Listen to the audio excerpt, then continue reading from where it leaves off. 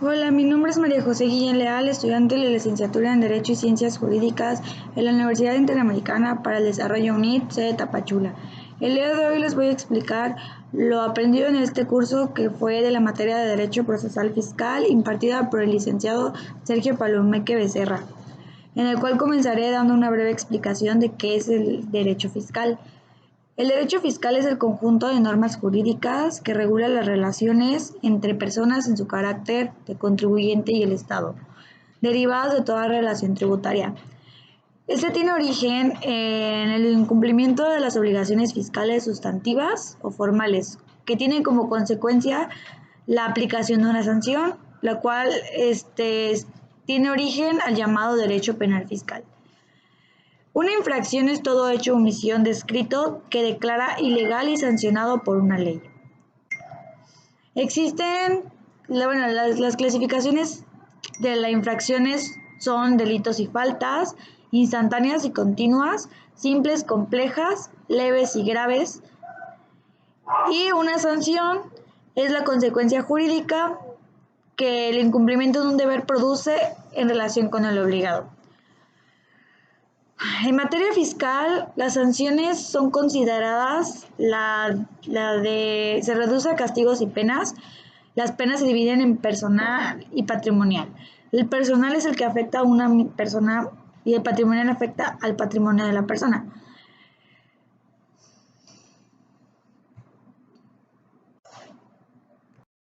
Bien, enfocándonos en la materia. El concepto de procedimiento es el conjunto de actos jurídicos que se ordenan a una finalidad determinada y producen y pueden o no ser jurisdicción.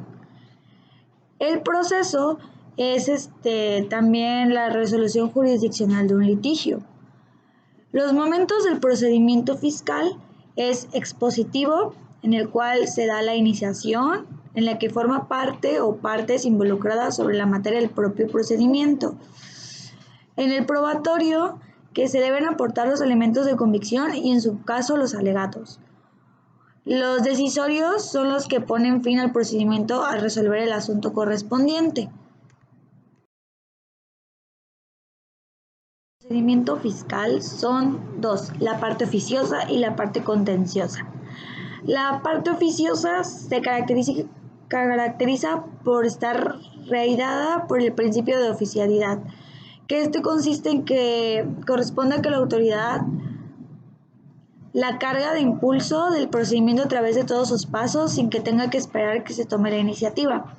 La fase contenciosa, que está caracterizada por ser regida por el principio positivo, que esto consiste en que al afectado inicia o impulsa dicho procedimiento, estando impedida la autoridad para actuar de oficio, salvo en casos excepcionales que lo dicte la ley.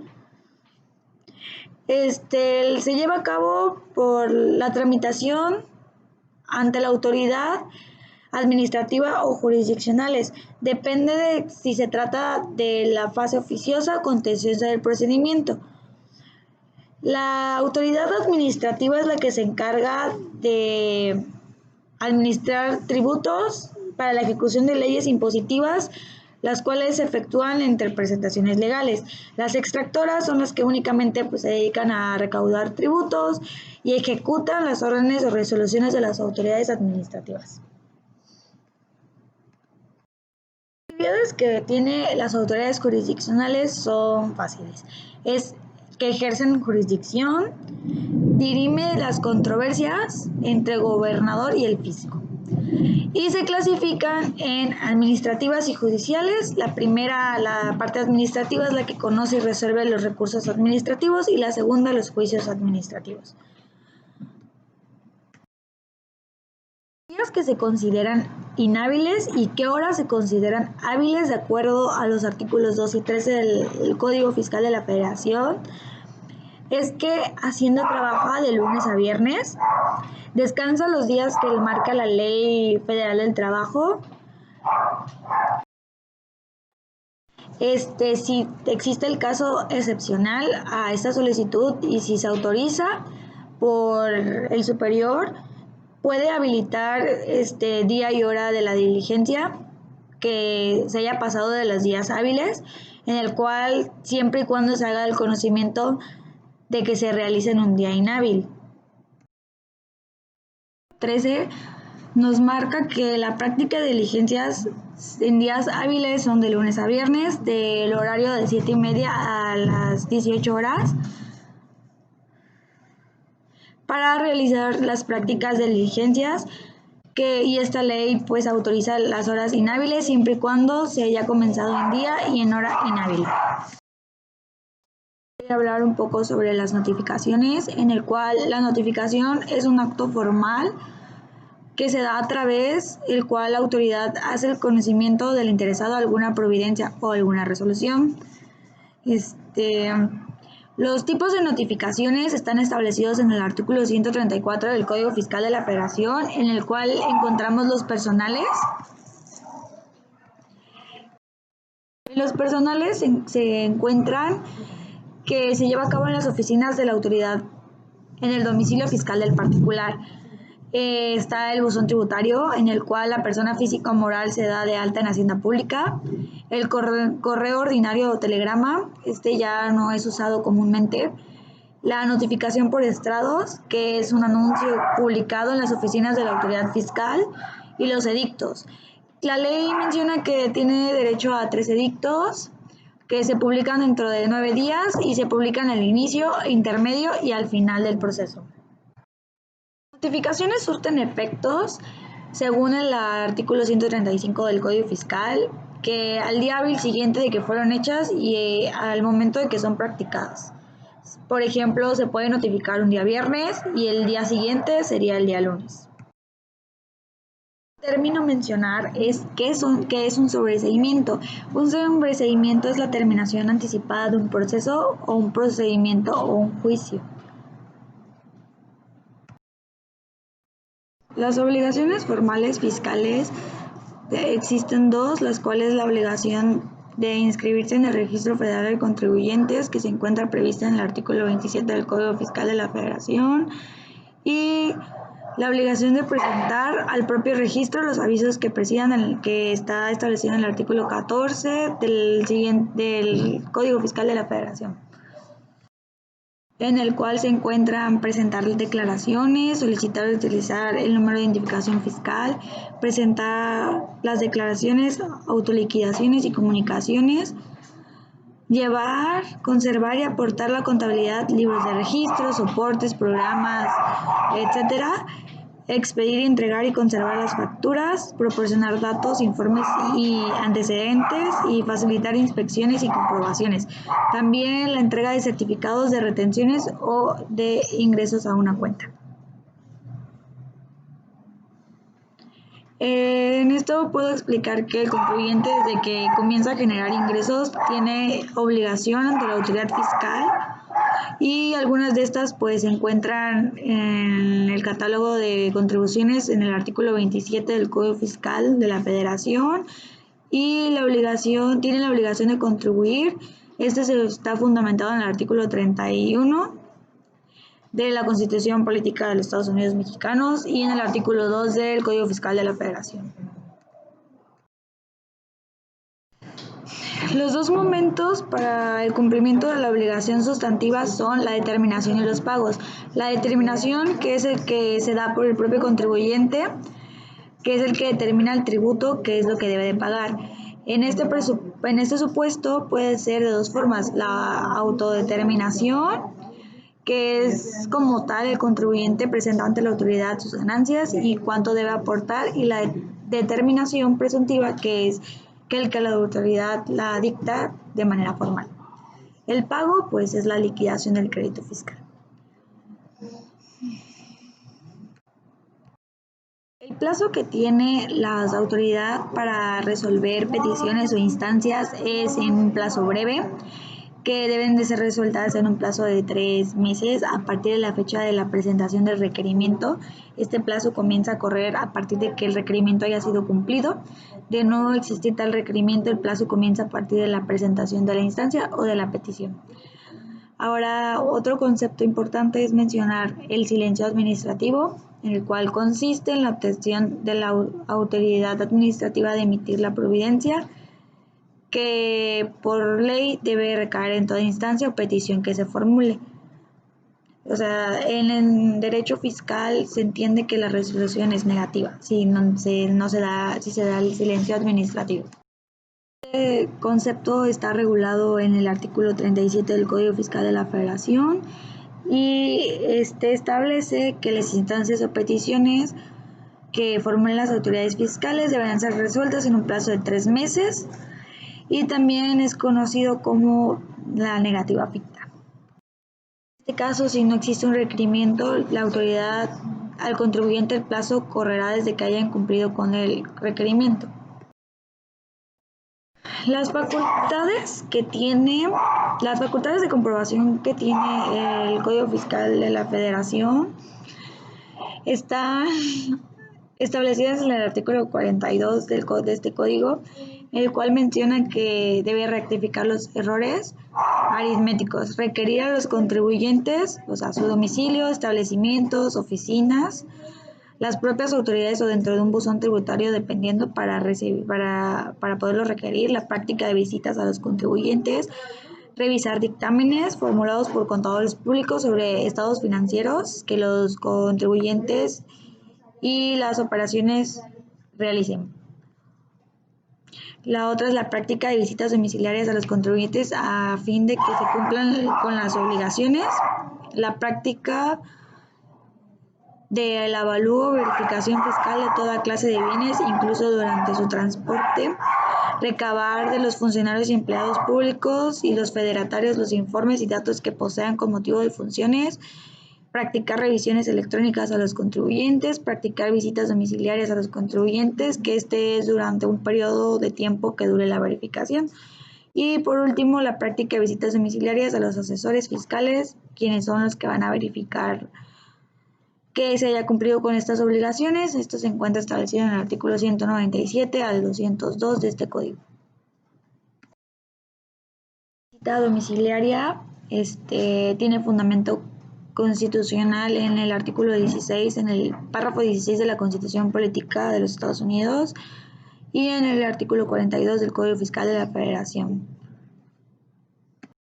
Para realizar una visita domiciliaria, los requisitos son, están establecidos en el artículo 38 del Código Fiscal, en el cual dice que para actos administrativos que se deben notificar debe tener los requisitos que es constar por escrito el documento impreso digital, señalar la autoridad que lo emite, señalar lugar y fecha de la emisión, estar fundado, motivado y expresado, o sea, el objeto o el propósito que tiene y ostentar la firma del funcionario competente.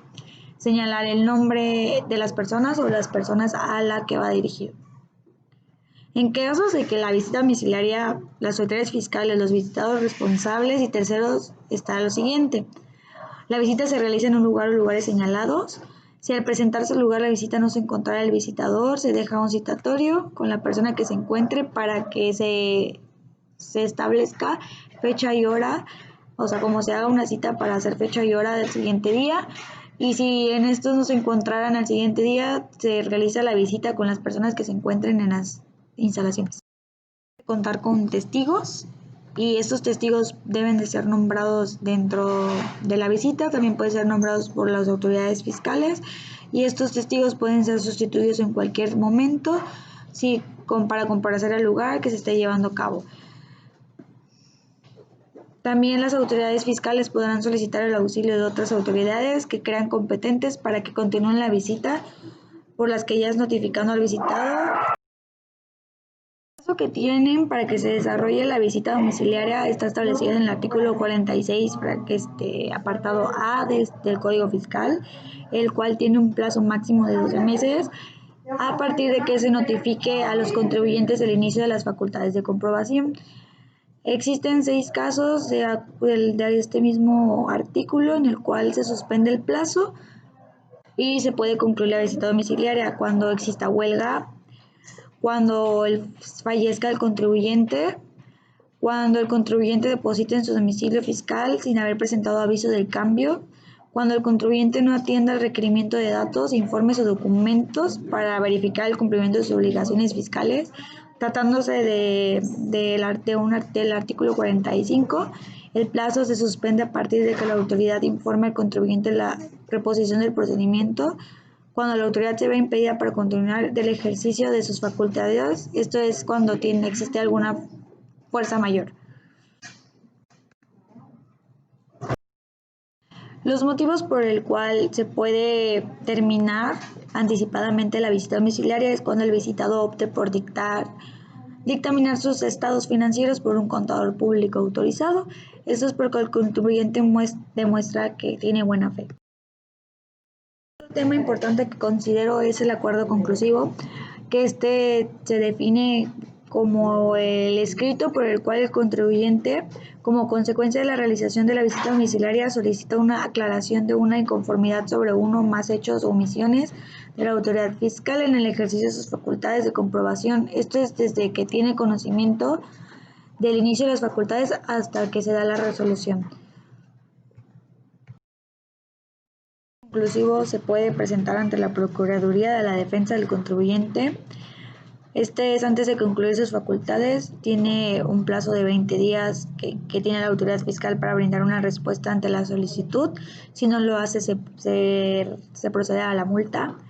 Si este se promueve, se suspende el plazo de los 12 meses. Una vez que la autoridad brindó respuesta o corrió el plazo de los 20 días, se tendrá otros 20 para poder concluir el acuerdo conclusivo. Si es por primera vez que el contribuyente solicita, se le puede condonar hasta el 100% de las multas, pero esa condonación no significa que la retribución o compensación. El juez no siempre es el que ratifica, sino que también debe valorar si el acuerdo es garante de derechos de ambas partes y si no hay coacción. Esto es la ventaja notoria. No procede cuando tiene defensa alguno, al menos que sean hechos, pruebas o cualquier acto de acuerdo sea falso. Si las partes acordaron, no se puede deshacer, es decir, ambas partes son responsables por lo acordado. Se llama así porque termina con la inconformidad. Este acuerdo conclusivo busca una solución consensuada y anticipada del acuerdo sobre los hechos o omisiones, por el cual un procedimiento adversarial que implica que buscan tener buena fe entre ambas partes para alcanzar un fin común. Por último, encontramos que el trámite y la resolución de los recursos. En este tema se encuentran las pruebas que son admitidas para el recurso de revocación.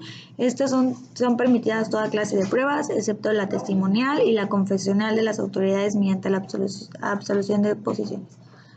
Se pueden presentar las pruebas supervinientes hasta antes de que se dicte la resolución de recurso.